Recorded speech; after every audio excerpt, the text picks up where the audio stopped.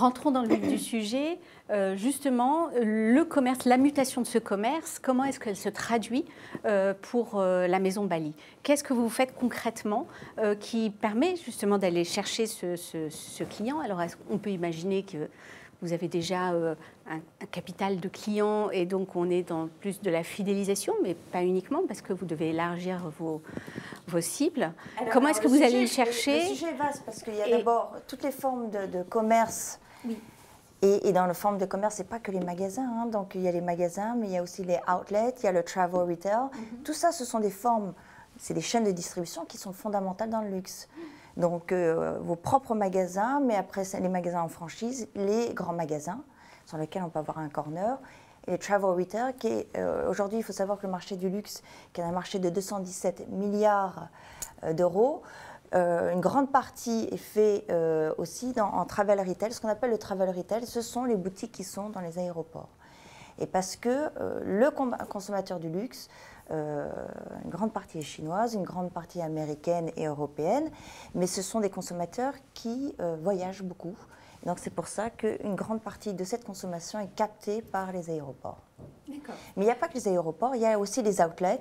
Et toutes les grandes marques de luxe maintenant se développent aussi dans les outlets, les grands magasins aussi. C'est une nouvelle forme de consommation, ce n'est pas du rabais, c'est simplement que le consommateur est devenu plus intelligent et se dit bah, pourquoi pas, ok c'est la saison, c'est l'ancienne saison que je vais aller acheter, mais ça reste une très belle marque et c'est pour ça qu'ils peuvent accéder à du luxe à beaucoup moins cher à travers les outlets. Et alors, en quoi est-ce qu'aujourd'hui le digital permet de réenchanter, alors peut-être dans les outlets, dans les flagships ou des magasins ou en retail, en travel, je voulais dire, qu'est-ce que le digital apporte de plus et comment est-ce qu'il permet, je le disais en introduction, il faut davantage de stratégies pour aller être connecté à ce client qui est connecté. Qu'est-ce que vous faites concrètement? Alors, le digital, il est aussi fondamental, mais il joue plusieurs rôles. Donc, le rôle d'e-commerce, évidemment, mais il y a aussi tout le rôle d'information et de conseil. Donc, le consommateur, et vous l'avez très bien dit, c'est le consommateur va sur le web, regarde la disponibilité des produits, se renseigne sur les produits. De toute façon, aujourd'hui, plus de 70% des consommateurs vont sur le site de la marque ou du service pour se renseigner avant d'acheter. Donc c'est du showrooming ou je ne sais pas comment on peut appeler ça, mais en tout cas ils viennent sur le site, se renseignent et après ils iront soit sur le site, soit en magasin.